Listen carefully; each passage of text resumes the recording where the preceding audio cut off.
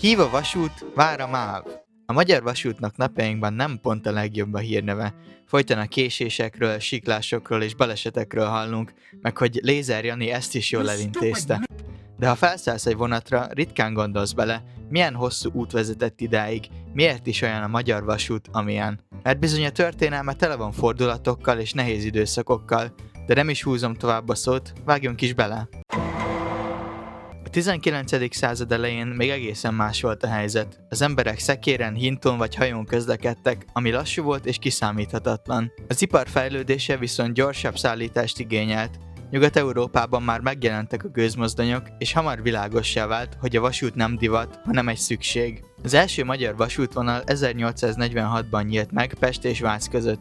Ez a szakasz már rövidnek tűnik, de akkoriban hatalmas technikai ugrás volt. A vonat ekkor még gyorsabb, pontosabb és megbízhatóbb volt bárminél, amit eddig ismertek, és óriási érdeklődés váltott ki. A fejlődést az 1848-49-es szabadságharc megtörte, de az 1867-es kiegyezés után újra teljes gőzzel indult a vasútépítés. 1868-ban megalakult a Magyar Államvasutak, vagyis a MÁV, és innentől kezdve tudatosan épült ki az országos hálózat Budapest központtal. A magánvasúti korszaknak az 1872-ben alakult, és mai napig velünk élő emléke a Győr-Sopron Furti vasút, amely a mai napig szinte változatlan formában működik. A 19. század végére Magyarország vasúthálózata Európa egyik legsűrűbbje lett. A sínek elérték a kisebb településeket is, a vasút fellendítette a kereskedelmet, az ipart és a mezőgazdaságot. Magyar gyárak, például a Mávag világszínvonalú mozdonyokat gyártottak, a pályaudvarok pedig a városok új központjaivá váltak.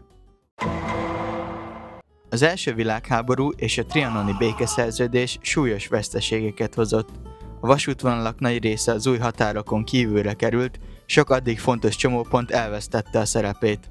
A rendszer működött tovább, de sokkal nehezebb körülmények között. A második világháború újabb pusztítást hagyott maga után. Felrobbantott hidak, romos állomások, tönkrement járművek. A háború után azonban gyors helyreállítás kezdődött, hiszen az ország újjáépítése elképzelhetetlen lett volna vasút nélkül. A szocializmus idején a vasút a mindennapok része volt. Megjelentek a dízel és villamosított vonalak, rengetegen jártak vonattal dolgozni vagy tanulni.